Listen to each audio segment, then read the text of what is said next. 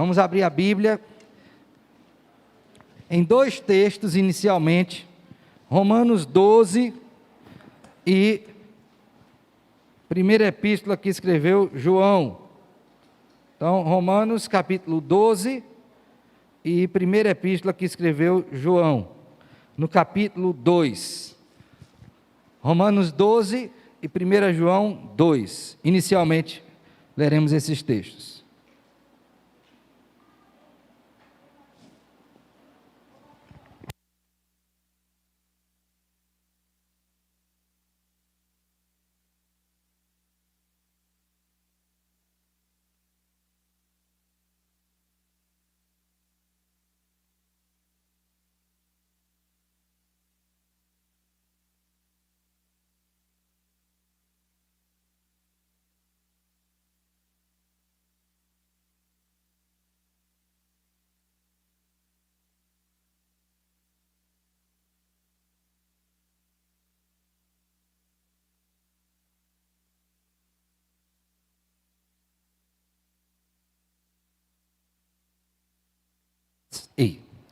Nós vamos falar hoje, irmãos, ainda no subtema na análise das igrejas, as igrejas que receberam a carta, respectiva a cada uma, bem como o conteúdo do livro. O que Cristo pensa da igreja, o tema hoje, o subtema é cuidado com o mundo, e nós vamos analisar 3 cartas para Pérgamo, Tiatira e Sardes, 1, 2 e 3, não nessa ordem em que aparece no texto, mas essas 3 igrejas nós iremos analisar.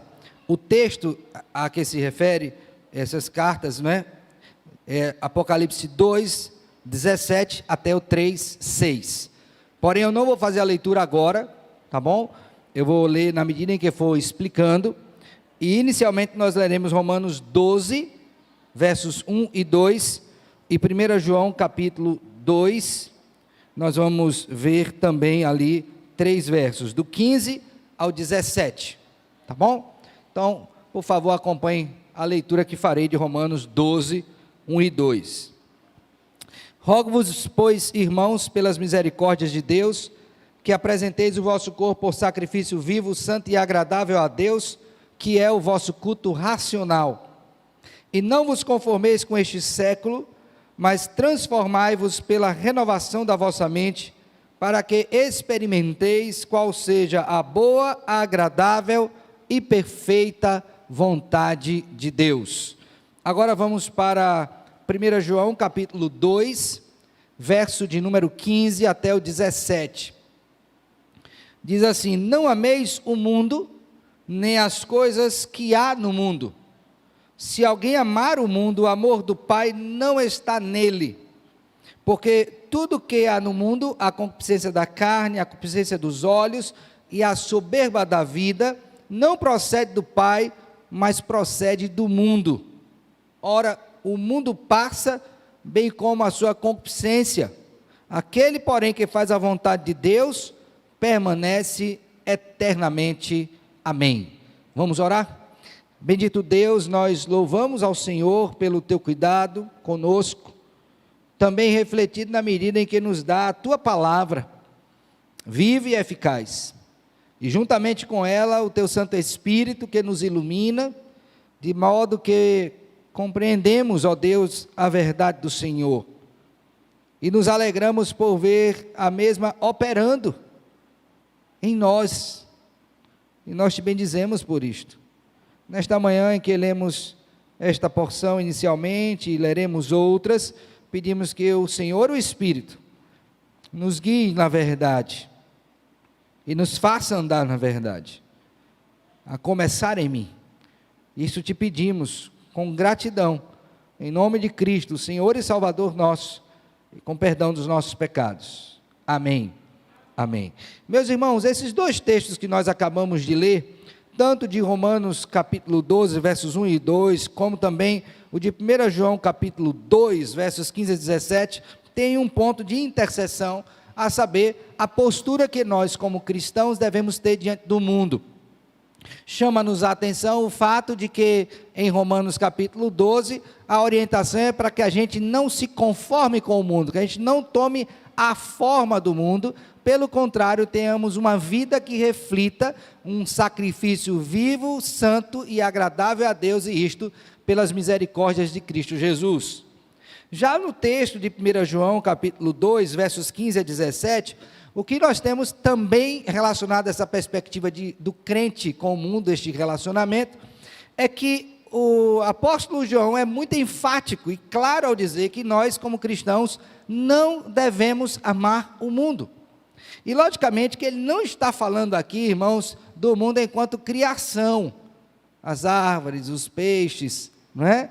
Ele não está falando desse mundo, ele está falando daquele sistema de valores contra Deus que opera neste mundo caído. E aí então ele diz, olha, se alguém amar o mundo, o amor do Pai não está nele. Constatações bem sérias e que nós devemos refletir.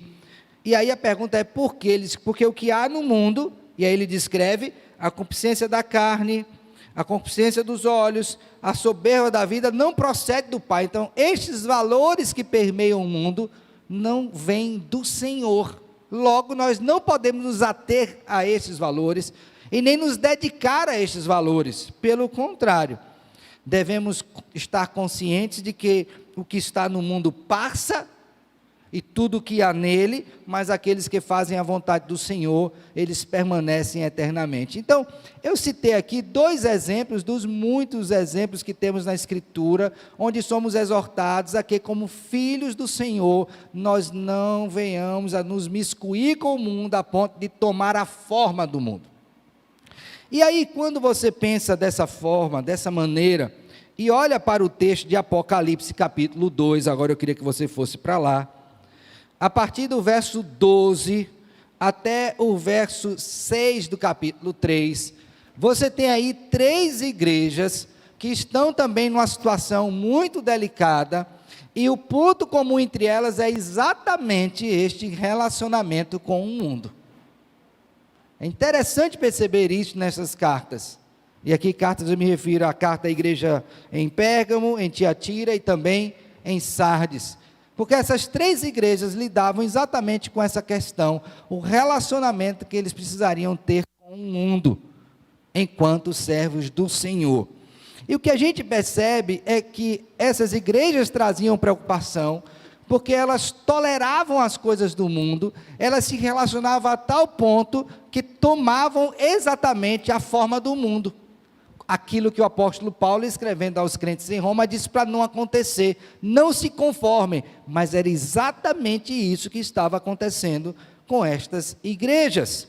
Então o Senhor Deus, que conhece tudo e todos, lembre daquilo que a gente sempre diz antes de iniciar o estudo em Apocalipse, que esse livro foi posto para encorajar a igreja e para fazê-la vigilante.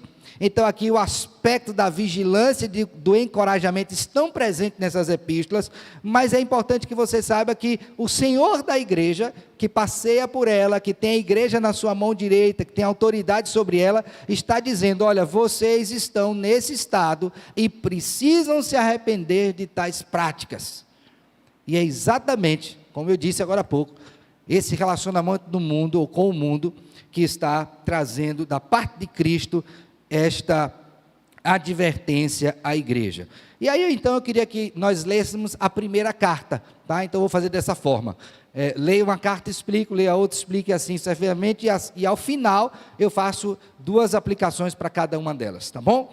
Então vamos ler primeiramente a carta escrita à igreja em Pérgamo, que diz assim: ao anjo da igreja em Pérgamo escreve, estas coisas diz aquele que tem a espada afiada de 2 gumes, conheço o lugar em que habitas, onde está o trono de Satanás, e que conservas o meu nome e não negaste a minha fé. Ainda nos dias de Antipas, minha testemunha, meu fiel, o qual foi morto entre vós, onde Satanás habita. Tenho, todavia, contra ti algumas coisas, porque tens aí os que sustentam a doutrina de Balaão, o qual ensinava a Balaque a armar ciladas diante dos filhos de Israel, para comerem coisas sacrificadas aos ídolos, e praticarem a prostituição. Outros sim, também tu tens os que da mesma forma sustentam a doutrina dos nicolaítas. Portanto, arrepende-te, e se não venham a ti sem demora, e contra eles pelejarei com a espada da minha boca. Quem tem ouvidos, ouça o que o Espírito diz às igrejas. Ao vencedor, dar-lhe-ei do maná escondido, bem como lhe darei uma pedrinha branca, e sobre esta pedrinha escrito um nome novo, o qual ninguém conhece, exceto aquele que o recebe. Primeiramente, é necessário que a gente entenda que essa igreja em Pérgamo, ela era uma cidade pujante, certamente, mas ela tinha ali, irmãos, algumas características que eram extremamente ruins. Aqui o texto se refere a trono de Satanás, e você tem pelo menos 3 referências idólatras fortes, não são as únicas, existiam muitas ali em Pérgamo. A primeira, que era o local de culto ao imperador. Depois você tem o culto a Esculápio, que era o deus da fertilidade, e você tem um outro, a Diana, que é também ali uma deusa adorada. Então você tem esse trono de Satanás alusivo a uma dessas perspectivas, que são os locais de adoração aos deuses pagãos. Por isso que o texto apresenta isso, quando diz respeito, no verso de número 13, conheço o lugar em que habitas, onde está o trono de Satanás. Então pode ser uma referência ao imperador ou aos deuses pagãos que lá estavam. Como havia uma predominância do culto ao imperador, o mais lógico é que a gente pense que esse trono de Satanás é exatamente o culto ao imperador, que conduzia todos os cidadãos daquela região a uma prática idólatra. Isso era praxe ali naquela sociedade. Era difícil você encontrar alguém ali que não idolatrasse a qualquer Deus. Mas aí, a esta igreja, o Senhor Jesus Cristo se apresenta, no verso número 12, como aquele que tem a espada afiada de 2 gumes. E quando você pensa sobre essa ideia de Cristo, ou acerca de Cristo Jesus, o que você tem que considerar? É que a figura da espada afiada de 2 gumes é como se Cristo, e de fato ele é, aquele que detém o poder para executar juízo. Ele é o juiz sobre tudo e todos. Ele é aquele que julgará a igreja e é aquele que também julgará o mundo. Para que você tenha uma ideia, eu imagino que você deve lembrar daquele texto de Romanos também, capítulo 13, quando é dito que Deus é quem institui as autoridades e que estas autoridades elas têm o poder da espada, de juízo. Só que aqui ele está se referindo a ninguém menos do que o Senhor Jesus Cristo. Ele tem o poder da espada afiada. E veja que essa apresentação, ela não é posta de maneira aleatória, mas o governo romano ali estava imperando, e eles poderiam fazer com que, entre aspas, alguém vivesse ou morresse. Mas o que Cristo está mostrando através dessa apresentação é que quem tem a palavra final é o Senhor, e Ele é quem vai julgar esta igreja. Então, esta é uma apresentação muito importante, tanto assim que, no final, por favor, veja o verso 16, há mais uma referência a essa questão da espada. Portanto, arrepende-se, não venho a ti sem demora, e contra eles pelejarei com a espada da minha boca. Ou seja, eu vou trazer juízo sobre esses que não se arrependerem, independente de quem seja, da profissão que tenham feito. Me refiro à profissão de fé. E aí você pergunta, mas pastor, qual é o problema dessa igreja para que o Senhor pudesse se apresentar de maneira tão dura, firme, como Ele está fazendo aqui nesta carta? E aí então nós vamos ver que o conhecimento que o Senhor tem sobre a igreja, a partir do verso 13, revela até o verso 15, portanto de 13 a 15, qual é o estado dessa igreja. Que é o seguinte: conheço o lugar em que habitas, onde está o trono de Satanás, já falei sobre isso, e que conservas o meu nome e não negaste a minha fé, ainda nos dias de Antipas, minha testemunha, meu fiel, o qual foi morto entre vós, onde Satanás habita. Esta referência aqui ela é importante, porque Antipas foi um mártir da igreja, essa é a palavra, né? No dia de Antipas, havia um morticínio muito grande dos crentes, e este homem, ele foi fiel ao Senhor até a morte. Ele não negou valores. Então é importante que você tenha um contraste de um alto padrão, que Deus então diz, este é o padrão a ser seguido, com aquele padrão que, aos olhos de Deus, é um padrão rejeitável, recusável. Eu não aceito isso. Então ele começa fazendo esse contraste aqui no verso de número 3, quando diz assim, olha, nos dias de Antipas, minha fiel testemunha, meu fiel, o qual foi morto entre vós, onde Satanás habita. Aí nessa cidade vocês viram um crente morrer por sua fidelidade. Esse é um exemplo que deve ser visto. Logicamente que ele o fez em Jesus Cristo. Mas o que estava acontecendo com a igreja? Aí ele diz, tenho todavia, verso 14, contra ti, algumas coisas. Na verdade ele vai citar duas, tá bom? Teria mais, sim, mas essas duas são capitais. Primeira delas, tens aí os que sustentam a doutrina de Balaão, o qual ensinava a Balaque a armar ciladas diante dos filhos de Israel, para comerem coisas sacrificadas aos ídolos e praticarem o quê? Prostituição. Vocês lembram que este homem, ele tentou amaldiçoar o povo de Deus, lembram desse evento? Não precisa citar novamente, né? Então ele pagou para ele ir lá e fazer o quê? Amaldiçoar. Aí ele foi num ponto, não deu certo, foi no outro, não deu certo, ele pagou, né? Logicamente, disse assim, olha, não adianta, porque a quem Deus abençoou, ninguém pode o quê? Amaldiçoar. Mas ele não desistiu, tentou de uma outra forma. E qual foi a outra forma? Foi iludir o povo por meio das seduções do mundo. É nesse sentido que ele está falando aqui de armar ciladas. Ele não conseguiu diretamente, mas tentou de uma outra forma, e isso trouxe grande prejuízo para o povo do Senhor. Então a alusão aqui é exatamente esta, não é que Balaão e Balaque tenham voltado, mas a forma de se apresentar a tentação era a mesma daquela época. Então ele diz, olha, vocês têm aí pessoas que estão o quê? Armando ciladas diante dos filhos de Israel, para comerem coisas sacrificadas aos ídolos e praticarem a prostituição. Irmãos, em que termos vinha essa cilada? Lembra que eu falei do secularismo, né? Mundanismo. Então eles dizem o seguinte, não tem nada a ver, você pode cultivar a sua fé, mas para você ter um harmonioso convívio social, você vai lá, e vem cá, as duas coisas são possíveis, não são excludentes. Você pode ter uma postura dupla, ter um bom relacionamento com o mundo, a ponto de participar dos cultos pagãos, e ao mesmo tempo ser um crente. Só que isso aos olhos do Senhor é uma grande o quê? Cilada. Não há como se miscuir com o mundo. E estas festas, elas eram regadas a muita comida e bebida e sexo. E aí os crentes ficavam tentados a quê? Como isso era prática comum na sociedade, então se você não participasse disso, você se sentiria o quê? Excluído da sociedade. Então era possível que um crente se visse tentado diante de uma cilada dessa e abrisse mão da sua fidelidade ao Senhor para participar de tais eventos idólatras. Cilada, grande cilada. Aí Deus olha para esse povo e diz assim, olha, quando vocês fazem isso, vocês não somente comem as coisas sacrificadas aos ídolos, mas também praticam o quê? A prostituição.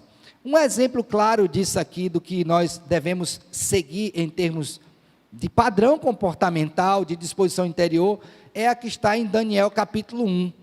Se você abrir a sua Bíblia, você vai ver que Deus permitiu que o povo do Senhor fosse levado, exilado, né, para a Babilônia, e lá chegaram, né, Daniel e seus amigos.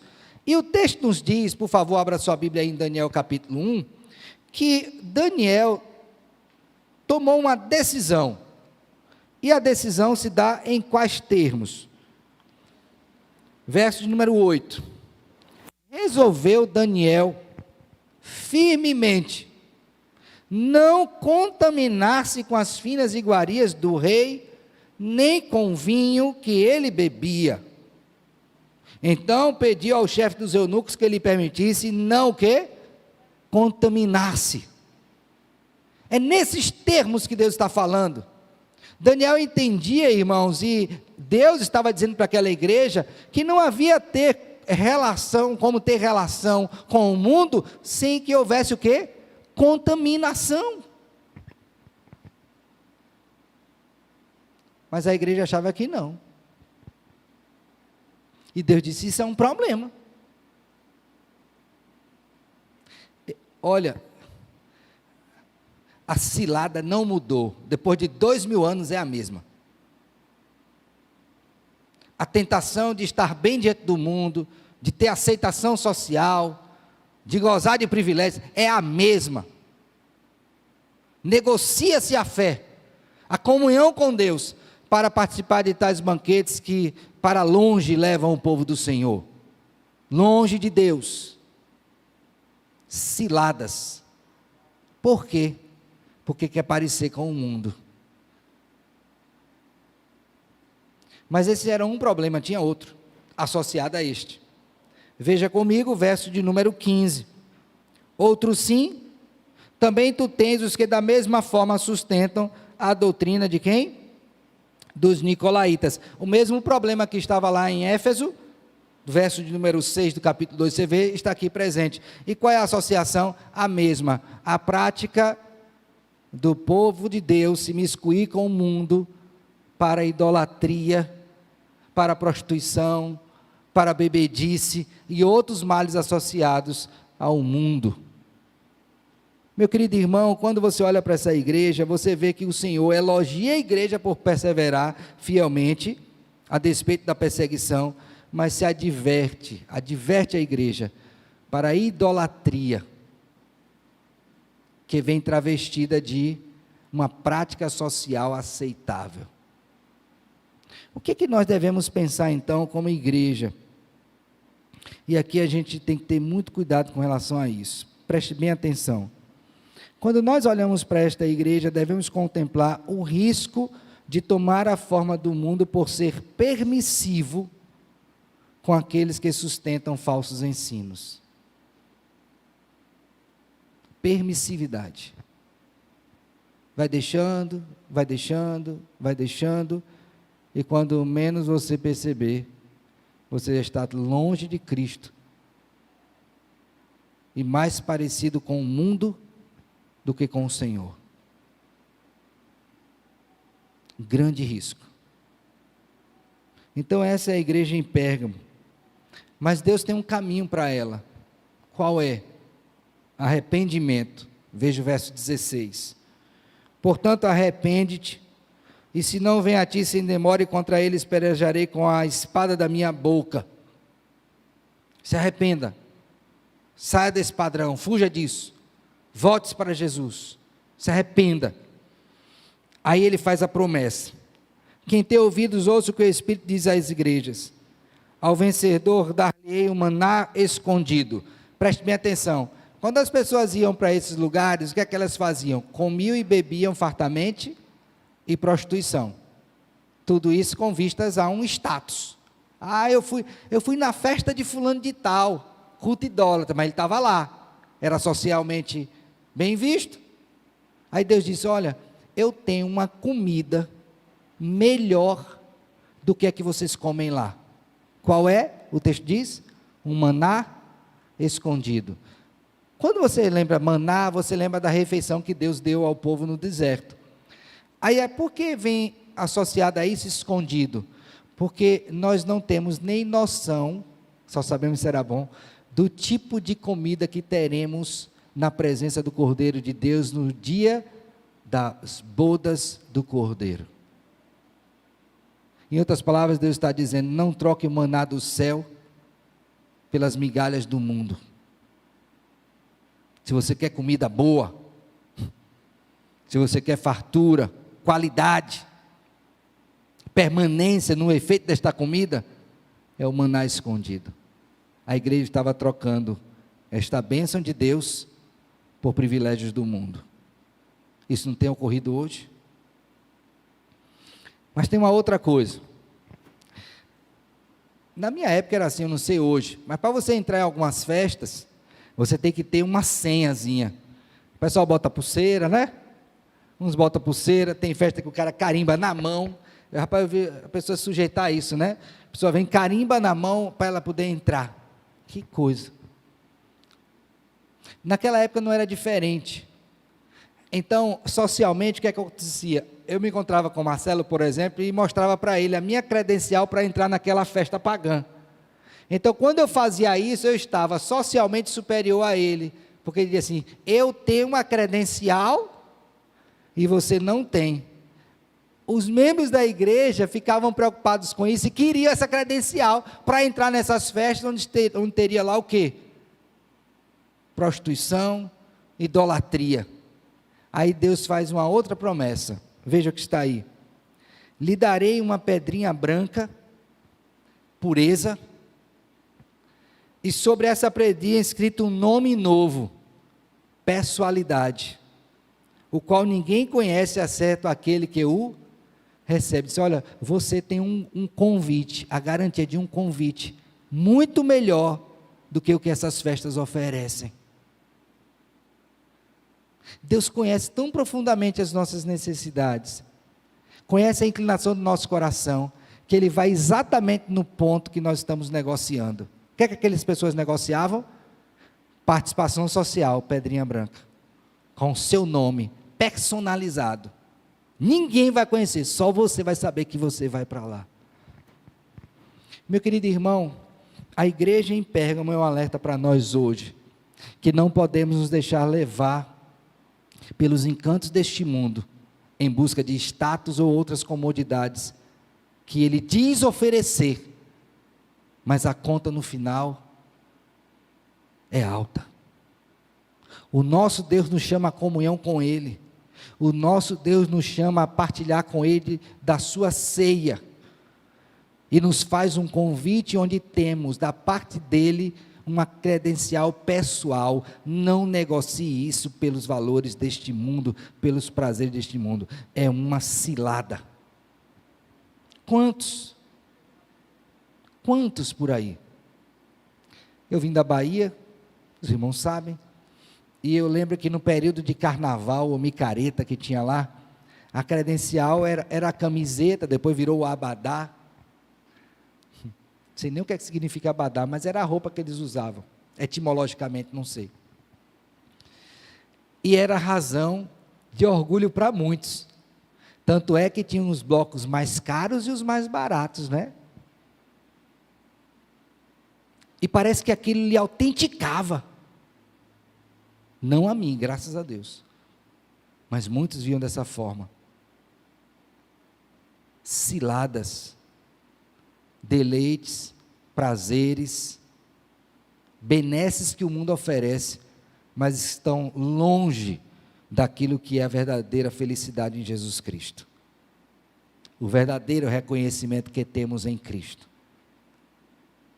Então, considere isso, o risco de tomar a forma do mundo, por ser permissivo com os que sustentam falsos ensinos e oferecem aquilo que não podem dar. A segunda igreja que nós temos aí, irmãos, é a igreja em Tiatira. Essa também vivencia algo semelhante, essa tentação do mundo. E agora vamos ler verso 18. Ao anjo da igreja em Tiatira escreve: estas coisas diz o Filho de Deus, que tem os olhos como chama de fogo e os pés semelhantes ao bronze polido. Preste bem atenção, essa igreja também sofria influência do mundo, mas havia um aspecto específico nela, que era a influência de uma falsa mestra ali na igreja.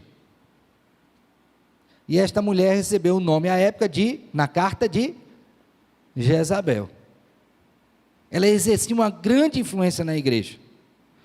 E a esta igreja Cristo se dirige como aquele que tem olhos como chama de fogo e os pés semelhantes a bronze polido.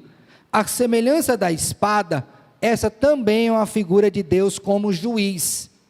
Lembra que o fogo, ele faz o quê? Ele não somente purifica, mas ele julga, queima. Quando o apóstolo João João Batista, o profeta, iniciando o seu ministério, em Mateus capítulo 3, vai falar que o machado já está posto à raiz das árvores. E aí ele vai dizer, quem vai para o fogo e quem não vai. E ali é o quê? Juízo. Então, quando Cristo se apresenta aqui como o Filho de Deus, que tem os olhos como chama de fogo, ele está dizendo: eu sou aquele que perscruta e julga, condenando fielmente. E essa figura é reforçada pelos pés semelhantes ao bronze polido, que é a que está em Daniel capítulo 10, depois você pode ler.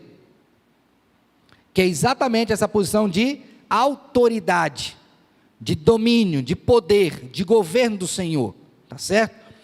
Então ele se dirige para essa igreja dizendo o seguinte: eu conheço as tuas obras. Lembra, com olhos de fogo ele perscruta tudo, sabe quem são. Conheço o teu amor, conheço a tua fé, o teu serviço, a tua perseverança e as tuas últimas obras, mais numerosas do que as primeiras. Então ele diz: olha, essa igreja é uma igreja que neste particular é uma igreja exemplar. É uma igreja que pratica as boas obras, é uma igreja perseverante, ok? Mas tem um problema aí que está afetando vocês. Qual é esse problema? Porque como é que pode uma igreja com essas características ter também um problema desta gravidade? Que problema é esse que afeta coisas tão boas como obras, amor, fé, serviço, perseverança e obras que são numerosas? O que é que está acontecendo? Que perigo é este? Aí veja comigo, verso 20: tenho, porém, contra ti o tolerares que essa mulher Jezabel, que a si mesmo se declara profetiza, não somente ensine, mas ainda seduz os meus servos a praticar a prostituição e a comerem coisas sacrificadas aos ídolos. Aqui está o problema. Irmão, vocês estão sendo tolerantes com um falso mestre. No caso aqui, uma mulher. E aqui eu quero ressaltar algumas coisas. A primeira delas é a seguinte: por favor, vá para a segunda epístola que João escreveu. Segunda epístola escrita por João.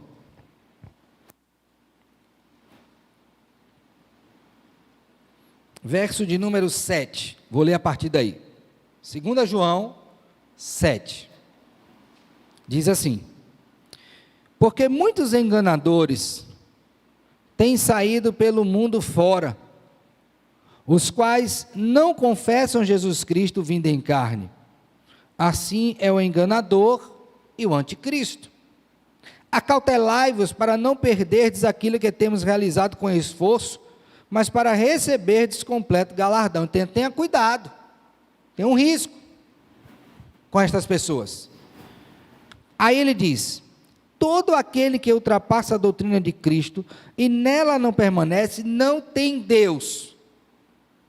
O que permanece na doutrina, esse tem tanto o pai como o filho. Agora veja a instrução: se alguém for ter convosco e não traz esta doutrina, faça um cafezinho para ele e o receba em casa. É isso que está aí? Prepare um almoço para ele e chame ele. Tem um momento de comunhão.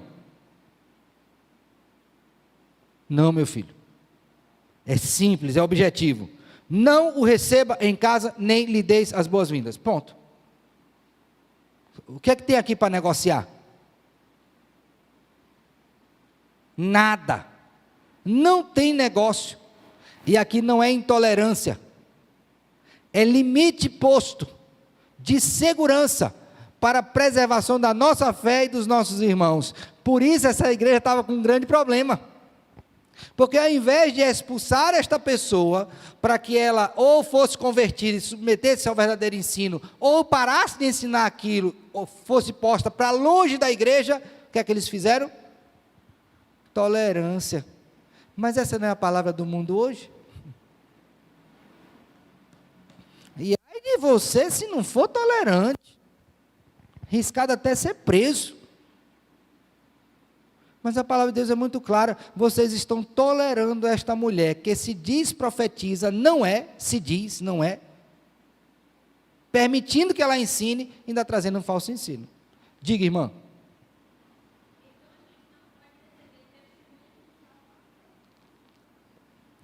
para discutir doutrina, para encontrar abrigo na sua casa, para ensinar o que ela diz. Não. De modo nenhum.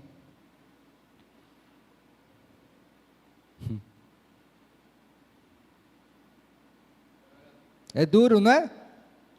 Mas que a gente é ensinado a quê? Não, seja tolerante. Não pode dar briga a isso, irmão.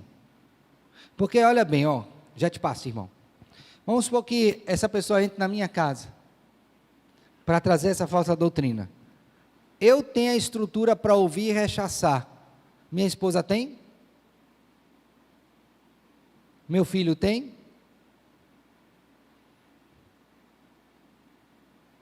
Minha mãe, meu pai tem? Então a preocupação não é só comigo. E nosso lar não é ambiente de debate dessas coisas.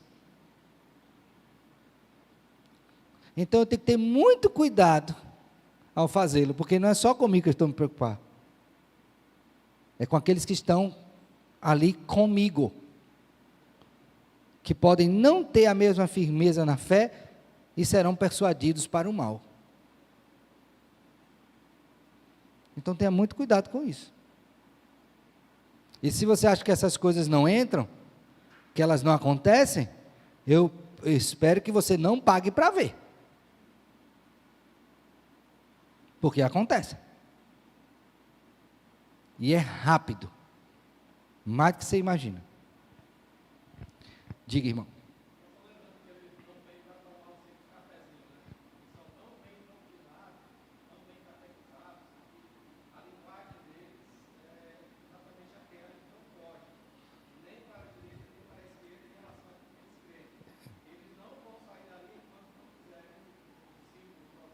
Com certeza.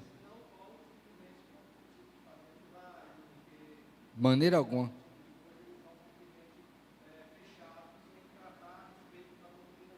Exato.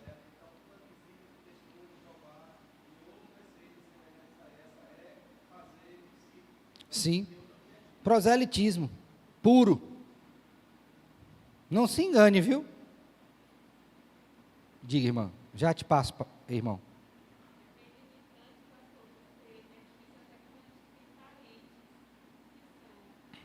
É.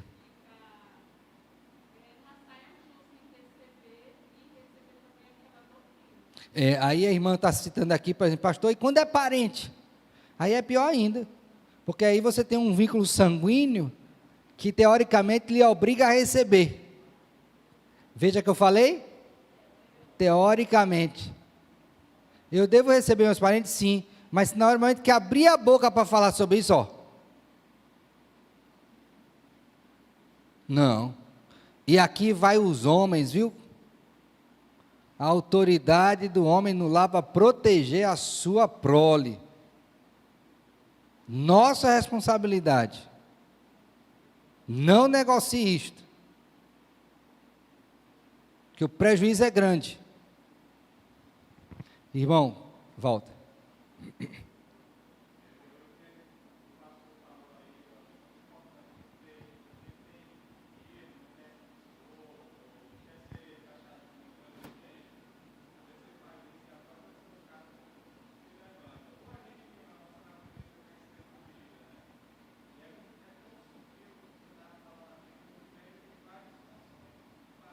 Isso.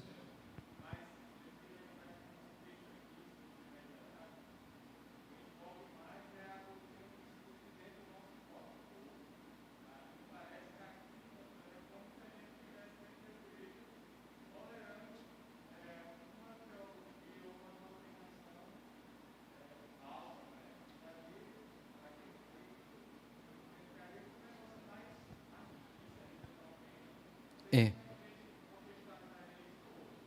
Tá, mas lembre alguém, se alguém vem ter convosco, esse alguém, o termo grego, é generalizado. Havia um problema específico? Sim, mas aqui ele está falando de maneira o quê? E não importa quem seja, de dentro ou de fora, veio ter? Não. Ok? E se for especificar mais ainda, a doutrina aqui tinha a ver com cristologia. Então, se eu afunilar demais, eu digo, não, só quando ele vier falar de Cristo. Não, qualquer que seja a doutrina, o princípio aplicado é: não receba. Porque isso vai trazer prejuízo. Essa tolerância, ela não é bíblica. Ok? Diga, meu filho.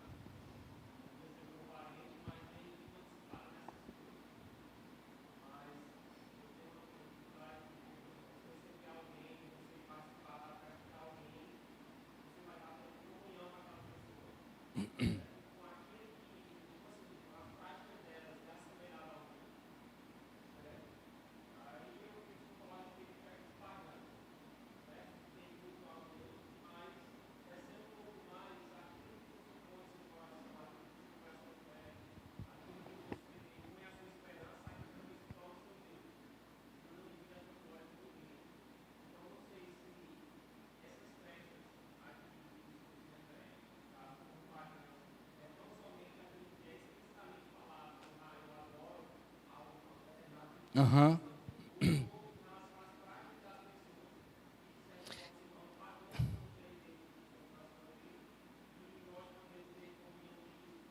Tá, vamos lá. Primeira coisa importante.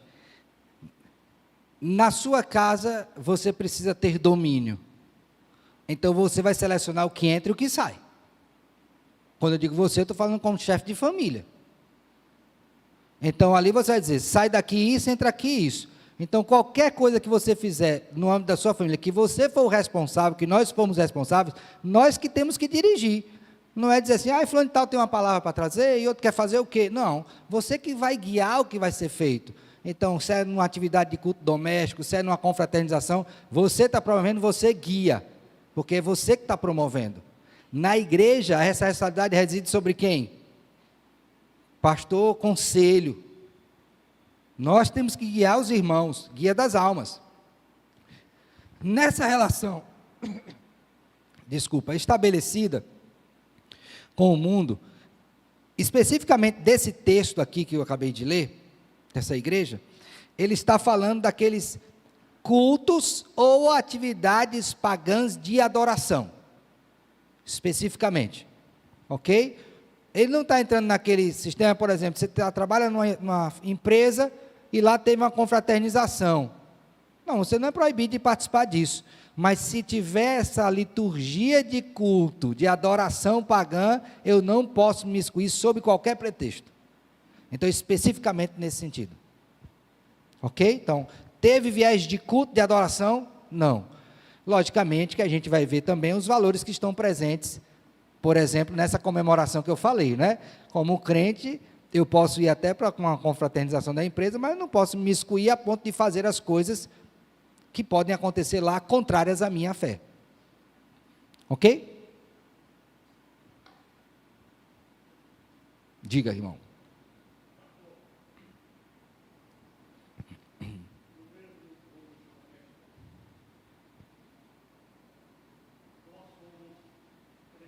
Aham.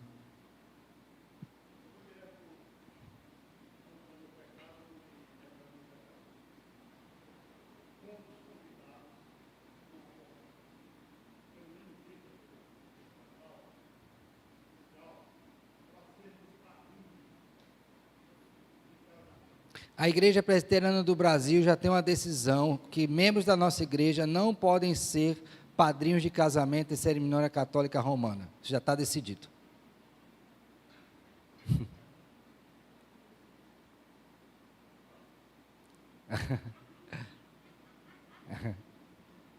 Se foi na ignorância, pede perdão a Deus e não faz mais. Está perdoado, pecado na ignorância. Mas, perdoado em Cristo, né? Porque Ele pagou por nossa ignorância. É bom que se diga isso. Não é, ficou de graça, não. Ele já pagou. Vocês sabiam disso, não sabiam?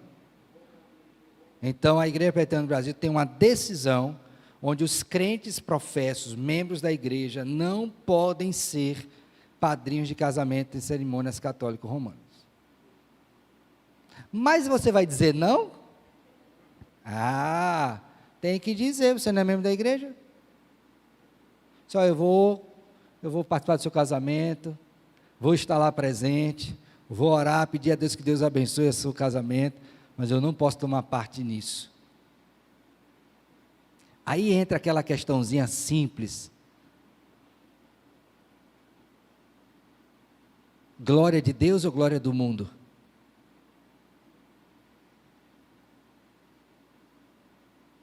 Tem que saber.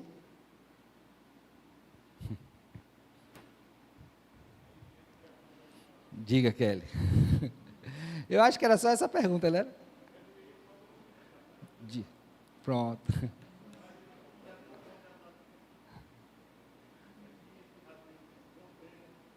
Uhum. Providência, né? Diga, Kelly.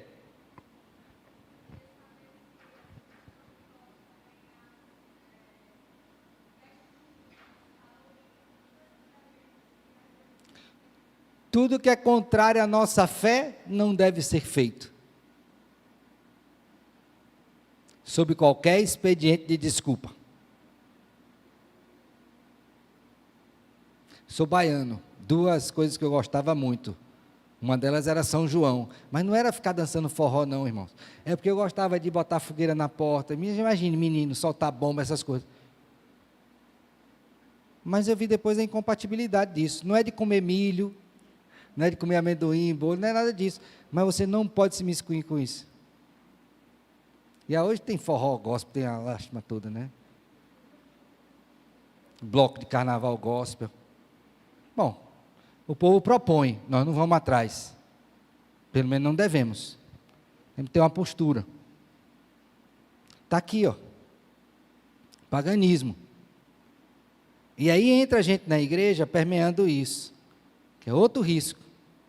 Que é exatamente aqui, ó. Volta aqui, por favor, para o texto. O que é que essa mulher fazia lá? Vamos destrinchar aqui essa mulher, tá? Primeira coisa, toleramos ela, disse o Senhor. Vocês estão tolerando.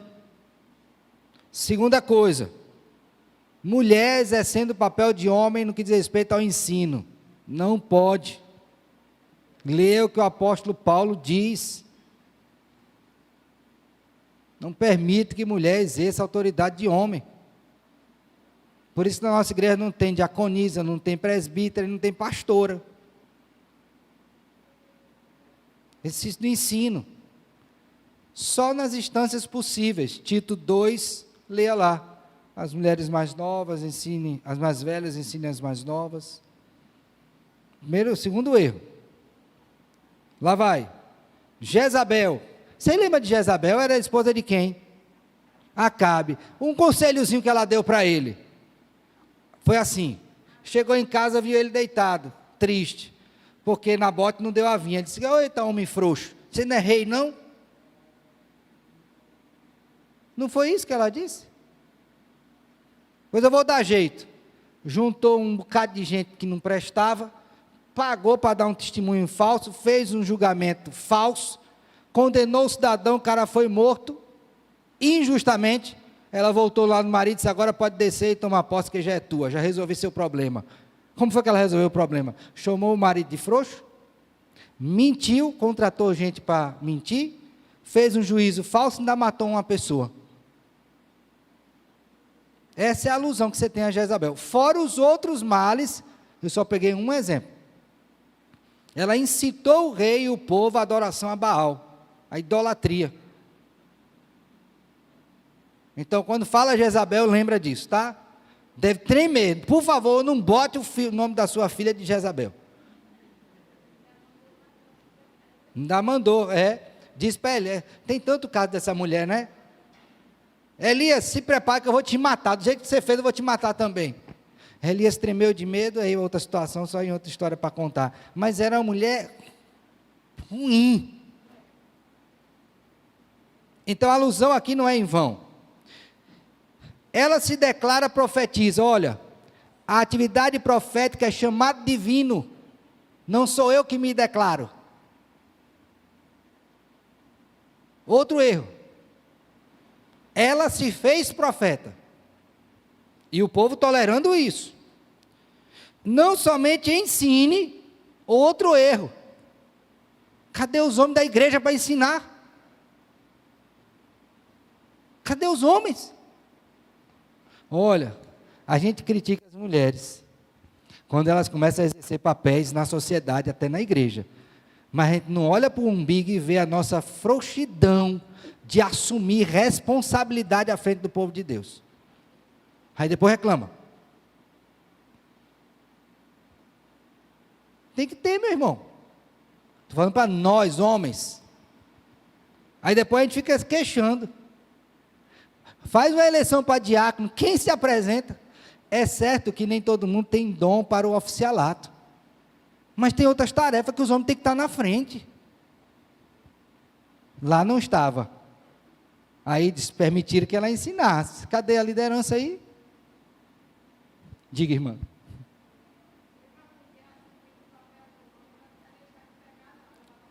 Lógico. Mesmo jeito. Pois é. Eu já ouvi muito isso, viu? Ah, se eu não fizer, ninguém faz. Aí... Bom, deixa quieto.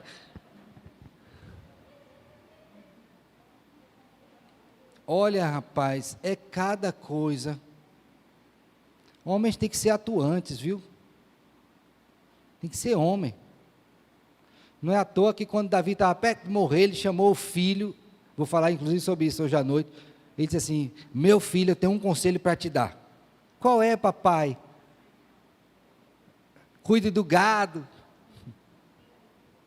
Não, só meu filho, seja homem. Foi um só. Pronto, seja homem. Aí, piorando a situação da mulher, tá? Vamos lá. Ela não somente ensina, mas seduz os meus servos. Então você está permitindo que essa mulher fique com palavras sedutoras? Iludindo a igreja? Cadê o cuidado com a igreja? E ela seduz esses homens para quê? Esses servos. Para prostituição e comerem coisas o quê? Sacrificadas aos ídolos. Que eram os atos de imoralidade. Comer carne sacrificada aos ídolos, bebidas e sexualidade, literalmente, era envolvimento sexual ilícito. Durante o culto. Já pensou isso? Mas os homens tudo, ó, caladinho, ninguém fez nada, e Deus volta para essa igreja e diz, eu vou prostrar essa mulher de cama, eu dei tempo para ela se arrepender, ela não se arrependeu de sua prostituição, e aqui a alusão pode ser tanto a esta mulher quanto à igreja, que já estava se prostituindo também, e eu vou prostrar de cama, aí aqui específico, bem como em grande tribulação os que com ela adulteram, caso não se arrependa das obras que ela o quê? Incita. Tem que se arrepender. Nos dois casos, o caminho qual era? Arrependimento. Tem que se arrepender. Não pode ficar desse jeito, não. Tem que se arrepender. E aí o que é que acontece, irmãos? Diz, matarei os seus filhos e todas as igrejas conhecerão que eu sou aquele que sonda mentes e corações, e vos darei a cada um segundo as vossas o quê? Obras. Eu sei o que é que vocês fazem, eu sei o que é que vocês querem, e vocês vão receber de acordo com o que vocês estão querendo, estão fazendo. E a promessa? Digo-vos todavia a vós outros, os demais de Tiatira, tinha alguns fiéis ali, uns poucos, a tantos quantos não têm essa doutrina e que não conheceram, portanto não se misturaram, não tiveram contato com isso, Deus preservou uma porção, graça de Deus preservando, como eles dizem, as coisas profundas de Satanás, outra carga não jogarei sobre vós, tão somente conservai o que tende até que eu venha, fique firme, esse valor vai estar aí dentro, mas fique firme, ao vencedor, que guardar até o fim as minhas obras, ele darei autoridade sobre as nações, e com sete de ferro as regerá, e reduzirá a pedaços como se fossem objeto de barro, Assim como também eu recebi de meu Pai, dar-lhe-ei a estrela da manhã. Aqui a promessa está relacionada a quê? Preste bem atenção. Cristo está prometendo a essa igreja que, como Senhor sobre todas as nações, Ele fará com que a igreja reine com Ele. Olha como isso é importante. Porque qual a razão pela qual essas pessoas estavam se envolvendo com esta mulher? Porque eles queriam estar no meio da sociedade, participando de tudo. Deus disse: olha, tem uma posição melhor para você. É reinar sobre essas nações. Mas sabe que o homem é tão tolo que é capaz de ele trocar, mais uma vez, a migalha, prato de lentilha, pela bênção. Tem gente que prefere viver esses prazeres do mundo do que viver reinando com o Senhor. E Deus diz: se arrependa, porque eu tenho uma grande promessa para você. E aí, irmãos, ele diz, que vai reger com ferro, sete de ferro, e reduzir a pedaços. Lembra que ele tem os pés de bronze? Para esmagar, em termos de juízo. Todas ficarão debaixo dos meus pés, e vocês reinarão comigo. É importante lembrar isso. Não troque esta bênção por benefícios falsos e ilusórios deste mundo. Para ti, depois para ti, tá?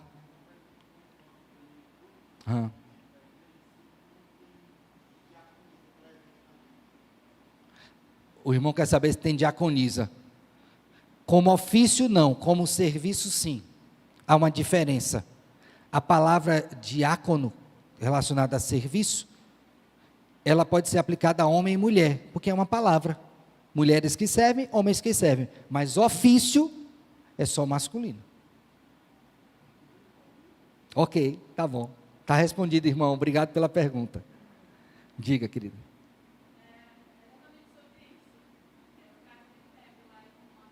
Pronto. A palavra se aplica, o ofício não. Ok? Então, não confundam.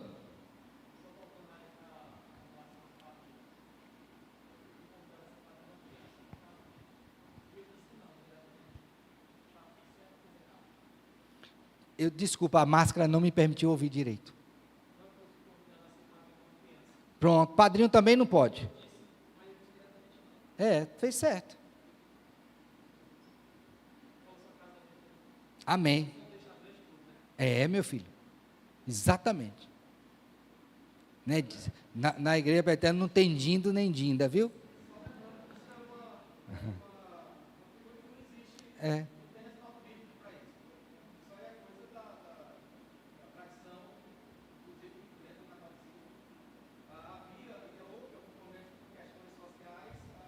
Assumir do pai, isso.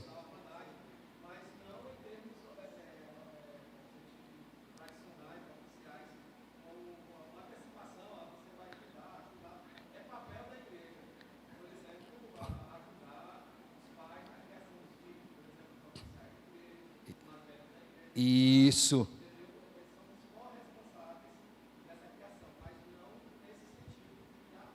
Não tem. Por isso que na igreja, em casamento, nós temos testemunha. No batismo, testemunha. Quem são as testemunhas? A igreja toda. Por isso que a igreja se compromete de ajudar aquele casal, de ajudar aquele pai que está batizando, aquele irmão que está professando a fé, a caminhar com ele. Uma nuvem de testemunha, ó. Usando o termo aqui, aplicando em outro sentido, na igreja. Por isso que a gente ora. E por isso que nós somos corresponsáveis pelo bem de uma família, o caminhar santo de um jovem. Corresponsáveis. Isso é muito sério. Por isso que está inserido alguns no culto, não o casamento, que casamento não é culto, mas faz parte de juramentos e votos solenes. Tanto é que é elemento de culto, está dentro do culto. Vê a seriedade disso. Não é simples. Alguém levantou a mão.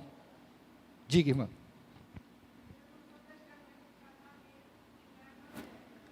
Sim.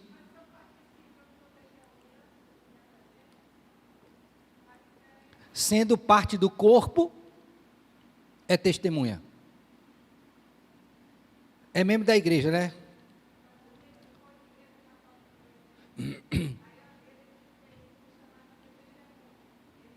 Ele, no caso, ele foi chamado para ser padrinho, né? Do irmão. Foi também para ser padrinho. É. Nesse caso, não. Só quando o casamento é feito na aliança. Dentro da comunidade da aliança. Tem essa responsabilidade. Quem é a comunidade da aliança?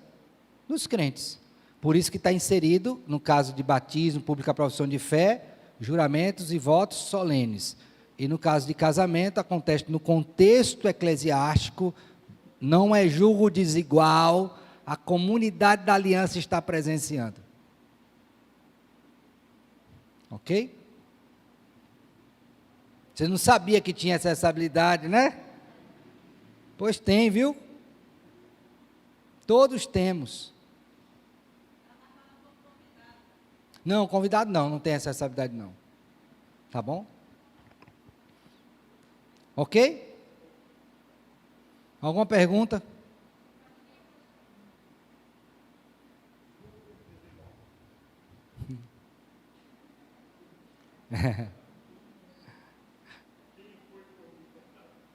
Mesmo jeito. Aí vai ser testemunha do juízo. Casou em julgo desigual, você está lá, você está testemunhando o quê? A desobediência. A manifestação do juízo. Não case em julgo desigual. A tentação ainda é grande. 28.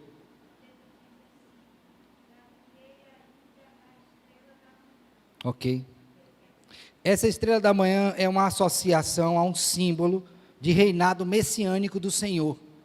Então ele está dizendo, eu vou reinar com sete de ferro, vou pôr tudo debaixo do meu pé, e vai ter a estrela da manhã, que é o quê? Símbolo de reinado messiânico. A atividade pagã, os crentes, fora, portanto, da comunidade dos crentes, tinham também os seus símbolos de dominância ou de dominação. No nosso caso, a estrela messiânica, de reinado. A estrela de Davi. Ok? Adiante. Terceira e última igreja. Qual é o problema dela? Também com o mundo. Mas qual era agora? Verso 1, capítulo 3. Ao anjo da igreja em Sardes, escreve: estas coisas diz aquele que tem os sete Espíritos de Deus e as sete estrelas. Ó, novamente, eu tenho domínio, são minhas, estou aqui no meio delas, governando, tá bom? Conheço as tuas obras, que tens nome de que vives e está morto. Estás morto. Então, a igreja, socialmente falando, era 10. Pense numa igreja boa, tudo organizado, tudo funcionando, nada contra igrejas que andam assim. Qual era o problema então? É que ela tinha nome de que vive e estava o quê? Morta. Deus diz então para essa igreja: ser vigilante e consolida o resto que estava para morrer, porque não tenho achado íntegras as tuas obras na presença do meu Deus. Veja que a referência aqui não é na presença de homens, é na presença de quem? De Deus. Então é possível que aos olhos dos homens você seja um crente nota 10, mas aos olhos de Deus nota 0. É isso mesmo, minha filha. 0. Nota 0. Está morta. E aí ele diz: lembra-te, pois, do que tens recebido e ouvido, guarda-o, arrependa-te, porquanto, se não vigiares, virei como ladrão, e não conhecerás de modo algum em que hora virei contra ti. Veja aqui que Deus usa 5 palavras para despertar essa igreja. A primeira delas está no verso 2, vigilante. Imperativos, tá? Ser vigilante. Segundo, consolida. Ok? Verso 3, lembra-te. Guarda-o. Arrepende-te. Então, 5 palavras para expressar uma postura de arrependimento. Quando alguém enfatiza uma coisa tanto, é porque isso é importante, não é? 5 vezes, acorda, acorda, acorda, acorda, acorda. Quantas vezes seu pai e sua mãe tinha que bater na porta do quarto para lhe acordar e lhe despertar, caso você fosse aquele que dormia muito? Era uma vez só? Ou tem gente que você tem que falar várias vezes, para essa pessoa levantar, sair daquele estado de inércia e ir para o banheiro, se arrumar e sair para o trabalho ou para o estudo? Quantas vezes? Então Deus está sendo muito claro aqui com essa igreja, dizendo assim, vocês têm que fazer algo, saiam desse estado. Aí a pergunta é, o que estava acontecendo com essa cidade? Irmãos, esta cidade aqui, de Sardes, era uma cidade que as pessoas valorizavam muito também a questão do status, a proeminência social. Então, ser uma boa igreja era socialmente plausível, mas o coração estava longe do Senhor. Então, eles preferiram o status diante do mundo, do que diante de quem? De Deus. Vocês lembram que João falou naquela epístola que eu li, capítulo 2, a primeira, que a aparência deste mundo o quê? Passa. Passa. Passa, passa. Mas essa igreja entendeu, e isso foi um grande erro, que era melhor ser reconhecida pelo mundo do que por Deus. Há uma expressão que quando eu ouço assim, eu tenho que ouvir com muito filtro, aquela ideia de igrejas amigáveis. Já ouviu falar sobre isso alguma vez? Depois vocês procuram ver aí. Igrejas amigáveis. São aquelas igrejas que elas tomam a forma do mundo, em alguns casos, não é apenas de receber bem a pessoa, mas ela quer fazer com que aqui se pareça tanto com o mundo, que quando a pessoa vier, ela se sinta em casa. Meu filho, quando a pessoa senta nessa cadeira aí, nesse banco, ela precisa ser alertada pelo Senhor do grande risco que ela corre. Pois se ela sair daqui, entrar e sair como entrou, sem nada afetar, ainda dizendo que é tão boa quanto os que estão aqui dentro, tem alguma coisa errada, meu filho. Porque onde é que foi anunciada a verdade? Confrontação com o pecado em amor, mostrando o problema e a solução em Cristo, na cruz. Mas esse povo queria parecer com o mundo, igualzinho. E aqui a gente tem umas coisas hoje, que é a seguinte, eles queriam reputação social sem piedade cristã. Eles queriam, irmãos, uma igreja à forma do mundo, mas longe do padrão divino. Não é isso que muitos ministérios têm hoje?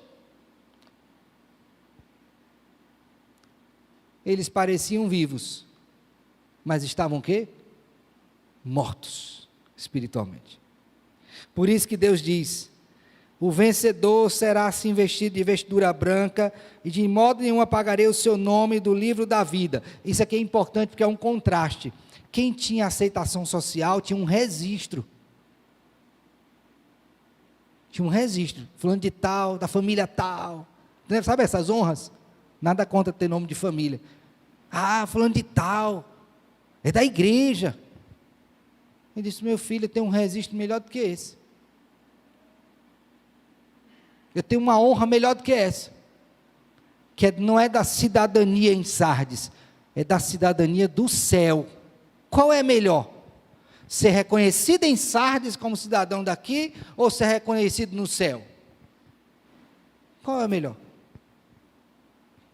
E ele diz: confessarei o seu nome diante do meu Pai e diante dos seus anjos. Quem tem ouvidos, ouça o que o Espírito diz o quê?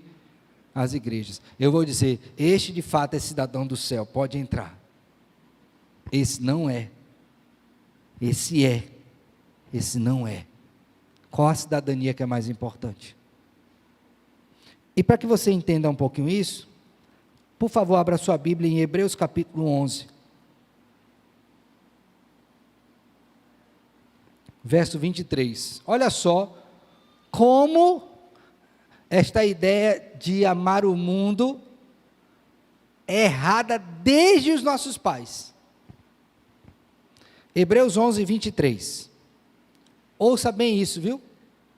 Pela fé, Moisés, apenas nascido, foi ocultado por seus pais durante 3 meses, porque viram que a criança era formosa. Também não ficaram amedrontados pelo decreto do rei. Ah, só um detalhe, tá?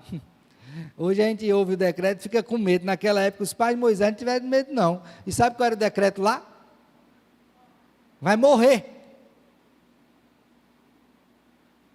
Olha, meu filho, uma coisa é a gente morrer, outra coisa é nosso filho morrer. Se a pessoa, a mãe ser roubada do seu filho e saber que aquele menino vai morrer. E os pais deles, pela fé, não ficaram o quê? Eu vou usar esse texto todas as vezes que eu encontrar um crente com medo da pandemia, medo do decreto, eu vou ler esse texto com ele. Não tema decreto de homens, tema decreto de Deus, porque se ele decretar, está decretado. Pense nisso. Diga, meu filho.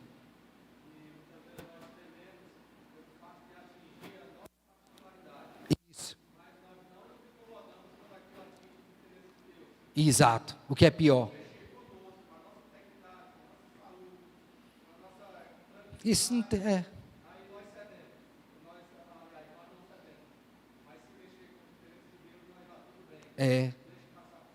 Fica tranquilo. Infelizmente. De maneira alguma. Exatamente. Então cuidado, viu? Você que anda com medo de decreto. Tema o Deus que decreta. Não se esqueça disso. Esse já é tremenda base. Tenha cuidado com isso, viu?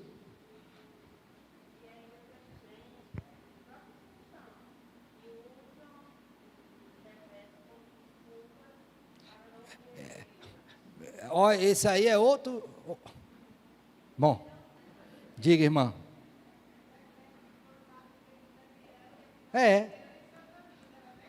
Era decreto. Não, tem um monte. Não sei. Se ele vai querer me livrar, eu não sei. Agora que eu vou fazer, eu vou. Exatamente.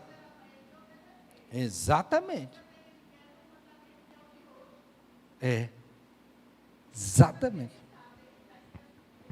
Terrível. Então, cuidado, viu? Mas vamos lá. Voltando aqui, Hebreus 11. Pela fé Moisés, estou lendo o verso 24. Quando já o homem feito, ele já era o quê? Homem feito. Recusou ser chamado filho da filha de Faraó. Meu filho, você sabe o que é isso? Ele era sucessor do trono, do maior império da época. Ele disse, eu não quero isto. Queridos, eu não sei quanto a mim, a você.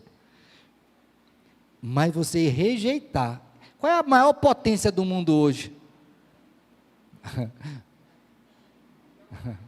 Há dúvidas, né? Há dúvidas, há controvérsia. Mas vamos citar aqui, Estados Unidos e China. Talvez as duas maiores, né? Imagine você ser imperador, presidente da nação dessa. Eu não quero isso não.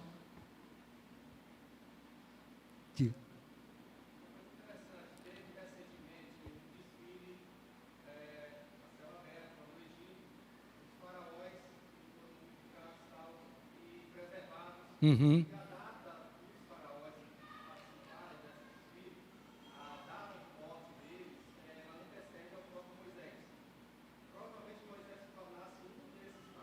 Isso.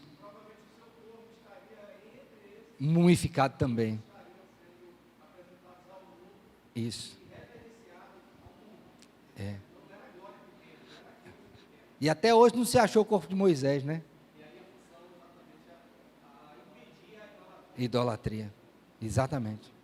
Mas vamos lá, ó. Voltando. Por que ele recusou isso? Verso 25. Preste bem atenção. Preferindo ser maltratado junto com o povo de Deus. Ó, ele deixou as honras para ser o quê? Maltratado. Alguém em sã consciência escolher isso? Não quero isso. Eu não quero isso.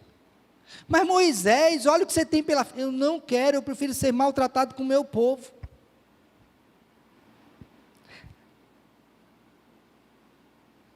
Junto com o povo de Deus, a usufruir prazeres transitórios do pecado.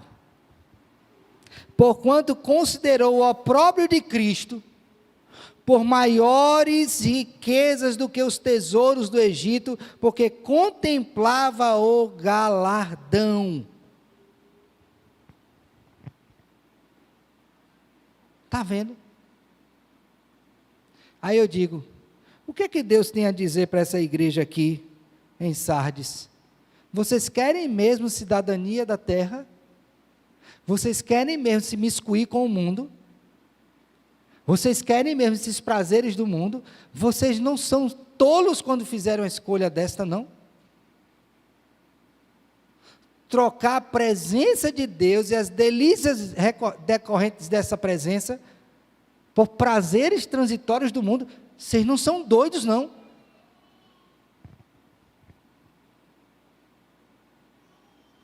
Meus queridos, diante disso, o risco dessa igreja era julgar mais valioso o bom nome da cidadania terrena do que a celeste. Mas aí qual a aplicação que nós temos para nós hoje?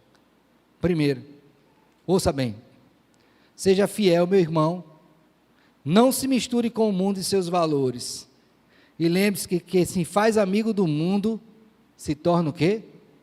Inimigo de Deus. Olha, eu queria muito que os jovens estivessem aqui, mas depois vocês podem dizer.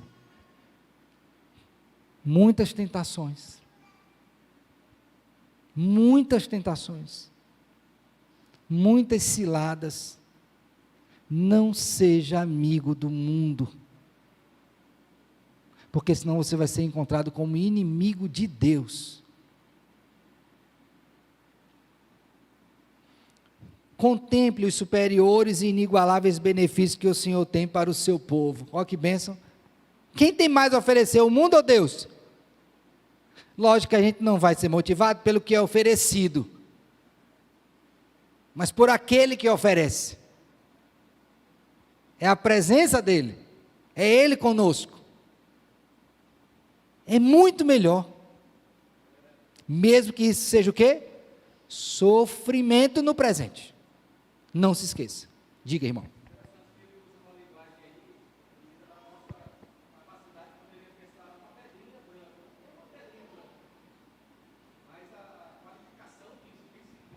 É. Pureza.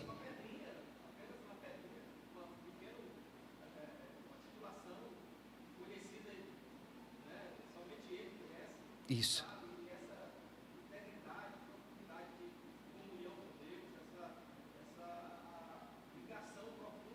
Exato. Do que qualquer benefício do mundo. Penúltimo. Querido irmão, seja vigilante. Não se engane com o que os outros dizem a seu respeito, por verem apenas o exterior. Mas atente para o que o Senhor diz sobre sua condição espiritual, porque Ele vê tanto o seu exterior, como também o quê? O interior. Então, por favor, não se contente. A irmã Raimunda, olha, pastor, você é muito crente. Tá bom, amém. Ela está vendo isso. Mas vale mais o que Deus vai dizer sobre mim. Porque ela pode dizer que eu sou muito crente, mas Deus está dizendo, rapaz, isso é muito falso. Sepulcro caiado. Vale o que Deus diz. E o que Ele diz sobre nós? O que Ele tem dito quando Ele vê? O que Ele diz? Finalmente,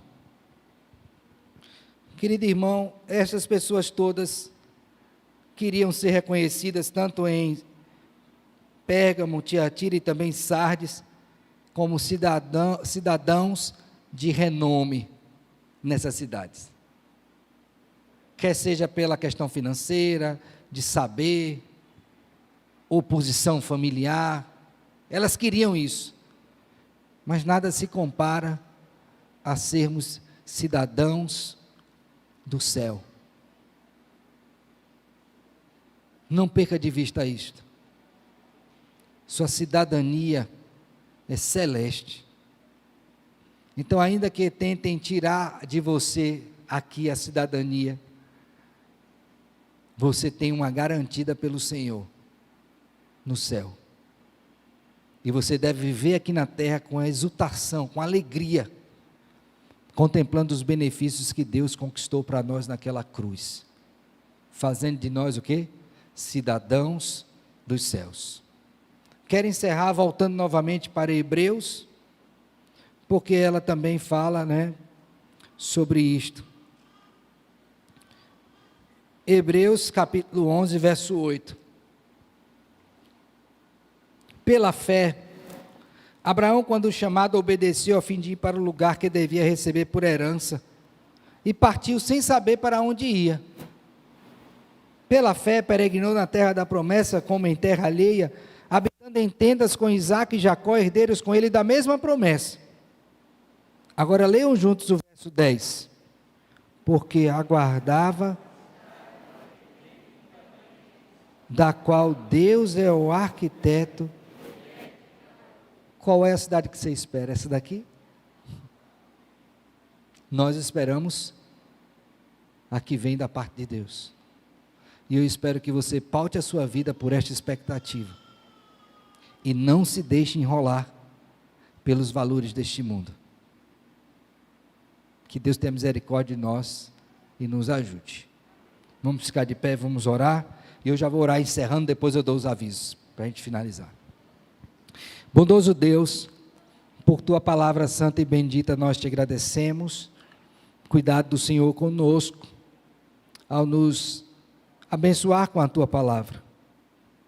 E nos exortar a que corrijamos o nosso proceder, de tal sorte, ó Deus, que não nos conformemos com este mundo, mas sejamos transformados à semelhança do Senhor Jesus Cristo.